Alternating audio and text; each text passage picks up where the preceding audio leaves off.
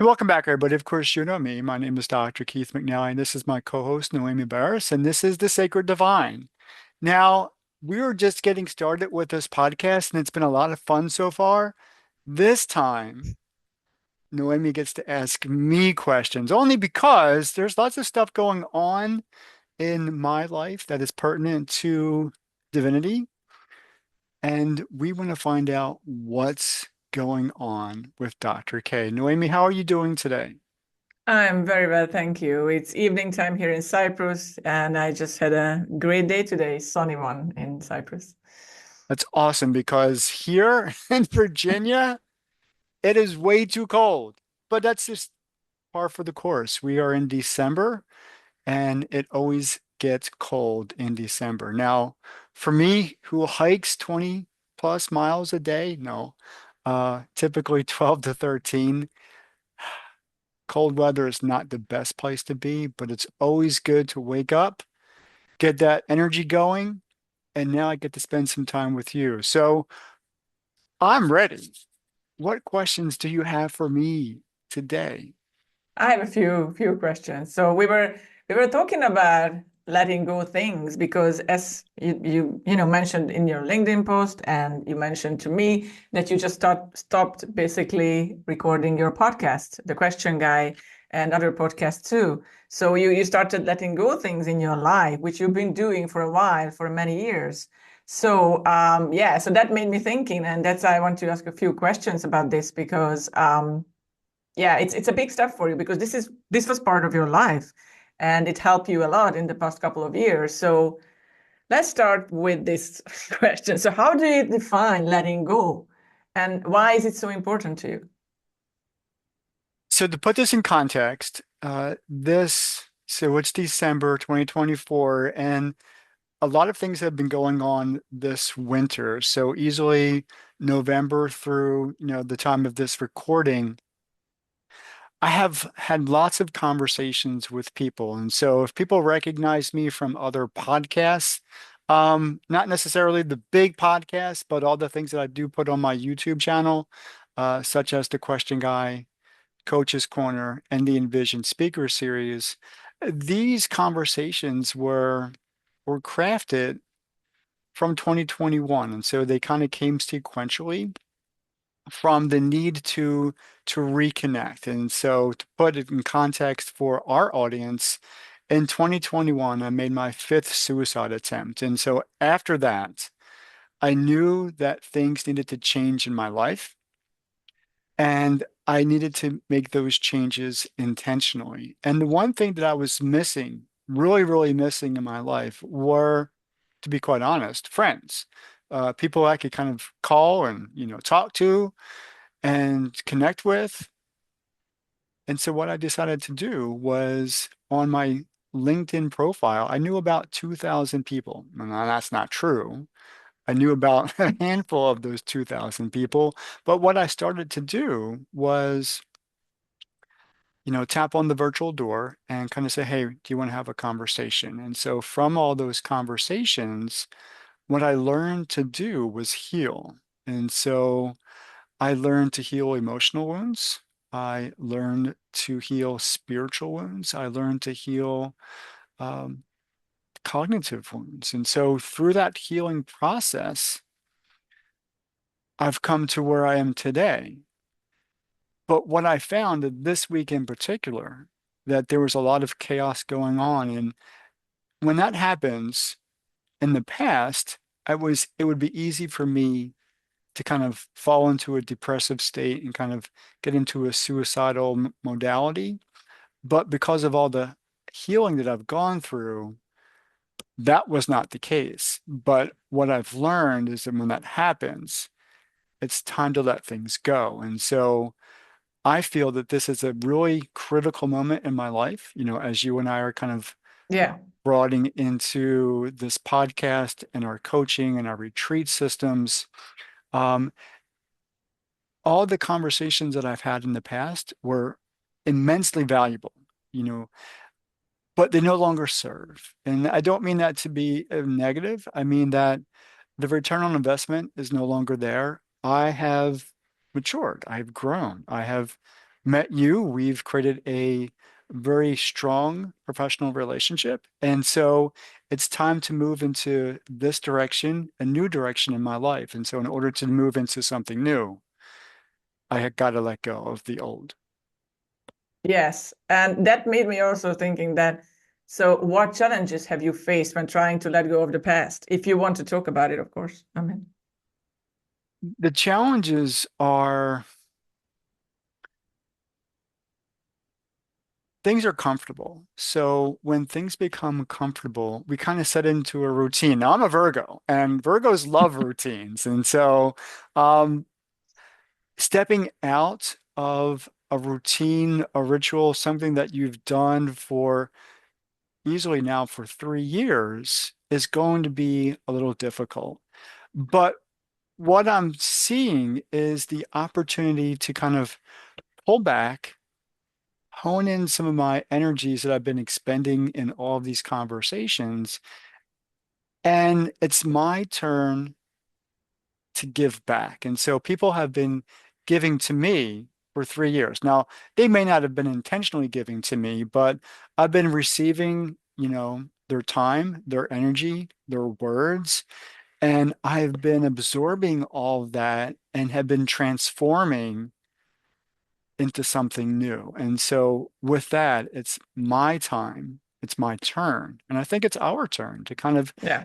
give back and give forward to those people who are also hurting and need some sense of purpose, some new sense of direction, and their own sense of value. So I'm ready to give that to other people. And why do you think letting go is key to improving mental health, your mental health, or like other people's mental health? We get stuck, and I know that term stuck is being used a lot, and maybe Mm. it's overused, but there, for lack of a better word, there is truth to that. So we get into routines. Some of those routines may no longer serve us. Some of our faith structures may no longer serve us. Some of our thinking strategies, what I call a mental model, no longer serve us. And so, for example, for me, when I wake up in the morning, I have a routine. I do go on my 12-mile hikes. I have a certain system that is very comfortable for me. But if I was to do something else and try to adjust, that may not serve me. So I have to be really careful as to what I add and what I don't add to my life.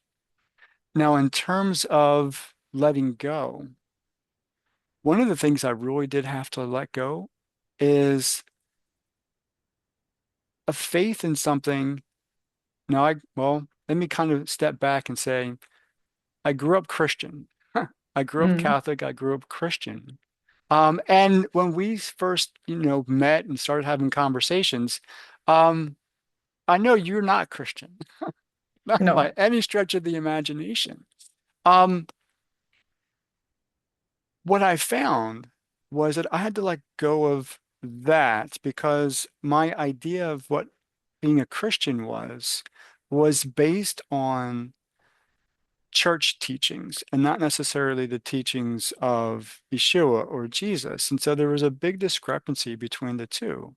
And so what I had to do was let go of some of the things that I held on to for so long, some of the beliefs I held on to for so long. And when I did that and I allowed myself to think of what really is our reality, what really is, the universe made of, what are we doing here? So all those quintessential philosophical, theological questions, I had to ask myself. And I had to find answers to those Mm. questions. And in all of that, in order to move into this new direction, I had to release those things that were preventing me from moving in this new direction. Because if I didn't, I would probably be making the same behavioral patterns the same thinking patterns Yeah. that would no longer serve me. And so I'm glad that I did. It was a very difficult to do so, but in the process, I'll be honest with you. I feel so much better as a person. I feel so much better as a human being, and I feel so much better as a man. So it has Mm. been quite a journey, and I know there's still more steps to this journey. Yeah, and did you have these letting go moments a lot in the past? Did it happen a lot with you, or is this the first time? Because we never know, because we don't really do this in our lives. We just, we're just sticking to things that we don't like. And as we said, we are in our routine. But did you do that many times in your life? I didn't, and so I think that's why I made 5 suicide attempts because Mm. the same patterns of behavior would get me trapped, would get me stuck. And so when life implodes and you don't have the resources, the connections, the thinking, the beliefs that can get you out, I would cycle back in. And so for me, it was, a U.S. Marine combat veteran with PTSD and suicide ideation. I would cycle down, Mm. and that's not really a good thing. It's not serving me. And so I didn't. I didn't make changes. I didn't even know how to make changes. I really Yeah. didn't know how to make changes until 2021. Everybody else was making changes. We were in the middle of COVID. We were in quarantine. Everybody else was making changes. I didn't know how to make changes. And so it was through those conversations that I learned. I really learned what other people were doing. They were meditating, they were practicing yoga, they were doing all kind of different things that they had never done before. Yeah. And so I was learning that there may be other ways of approaching life that I've never thought of. Now I think of them. Yeah, and sometimes we are all forced to make those changes. For example, in my life, and we had the pandemic, lost my business, so I had to make changes in order to survive. Not survive, but literally, but survive financially, and to pay your rent, pay your son's tuition fee, pay your food and bills and everything. So sometimes we are forced to letting go, and it doesn't come intentionally, or we're not. It's not planned. We just do it anyway because we must do it. There's no other way around it. So yeah. You are It not a was Virgo. no, I'm a Scorpio. That is not a Virgo way of thinking. So, and what I found is to be really comfortable. So I know in the conversations that we have offline, you are very much a Scorpio and you very much make it Is this a bad or a good thing? Or just your intention of letting people know. But what I found, because, old systems of belief, my beliefs, were to kind of deny, the zodiac and the signs of the universe and whatnot. But as I've kind of matured and kind of stepped into uh, understanding, the 12 zodiac signs and being very comfortable with the fact that I am a Virgo, I do very much align with what I'm reading, with what I'm learning. And the most critical part of all this is to kind of step into that flow. There's this flow that each zodiac sign has that is innately them. I have been so resistant to that. And so one of the things I had to let go was that resistance. I had to let go of mm, the fact that, this was always, wrong or evil and stuff like that. And, you know, I yeah. very much do align with being a Virgo and the strengths related to, being a Virgo, very much the way that you align with the strengths and the character of being a Scorpio. Yeah, it's very interesting because yesterday I was interviewed on a podcast and we were talking about, how there are these certain pivot points in our life, change how we live. And Mhm. my first pivot point when I was an exchange student, and I think we talked about it on Question Guy, Mhm. and I was on your show and we discussed this topic. And for me, I think it's easier letting go of things in my life because I started it very early and at age 16 when I just basically let go of my culture, my country, and I lived in another country for a year as a teenager, all by myself. There's no, parental control, nothing. So I was all by myself with a strange family and with a strange environment. And then also, when I moved different countries, you let go things, and you need to, like, you let go. I let go kind of my part of my culture, part of who I am. But it's not a bad thing because you align with your new culture, you align with your new customs and traditions. So you just getting all that extra energy and life experience in your life. So yeah, I learned letting go a long time ago, and I think it kind of became my habit. And I moved like several times, like 7 times in Cyprus already. So like letting go is like letting go places. It's always hard to move from one to another place because you are letting go something. And it was really interesting. But I learned a lot through this system because there's nothing constant in life. It's just something that we need to learn it by the hard way or easy way. It depends. Yeah. I And yeah, go ahead. no, I said I totally agree. I think taking on the challenge of change is is just that. It's challenging, but Yeah. we do know, and I'm not going to throw out numbers in terms of age, but I probably have some years on a lot of people, even in our listening audience, that change is challenging, change is difficult. And the older that I get, the more I recognize that very fact, but the more I recognize the value, the return on investment of doing things differently. And so sometimes, for you, moving 7 times is a lot.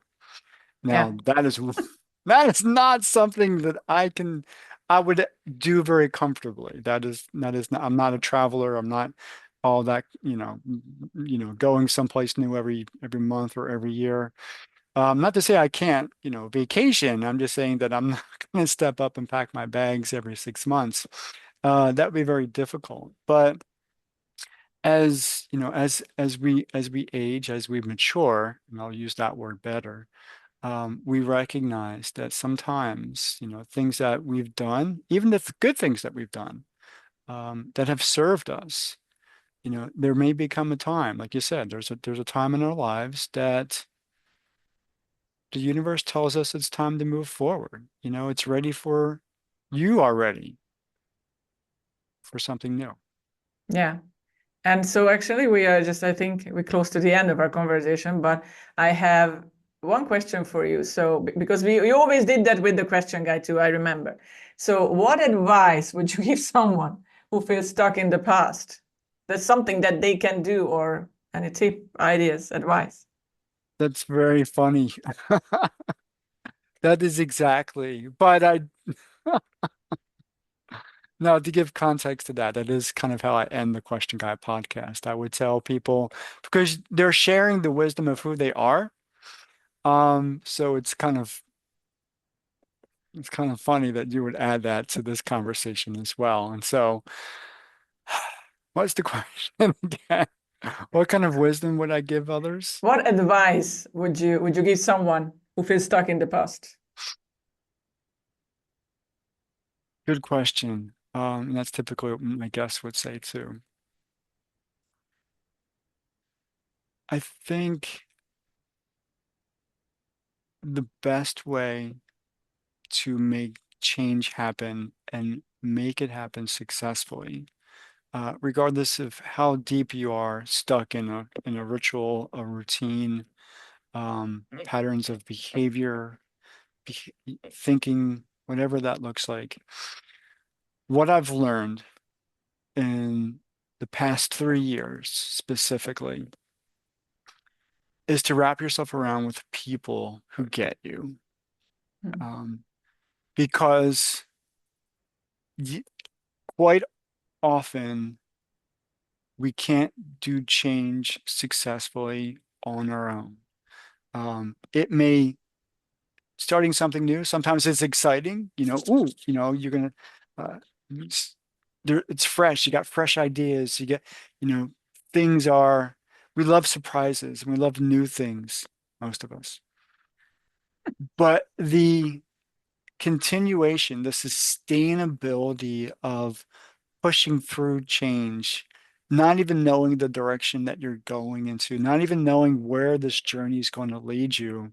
And as a Virgo, that's tough. That's one of the toughest things for me. I like things laid out, planned out. This is A, this is B, I'm going to get to Z, and this is how I'm going to get Yeah, there. it's not for me. I'm not like that. So I'm just like, let's go with the flow. Let's do it. I have had to learn some of that. I didn't know where that I would be sitting here in conversation with you 3 years ago.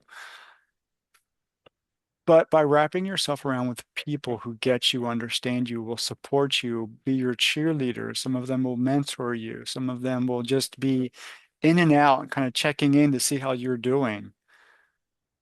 That's what you need. That's what we all need. We need to find our community. We need to find whether you call it community, tribe. Sometimes I've called them cheerleaders. Doesn't matter.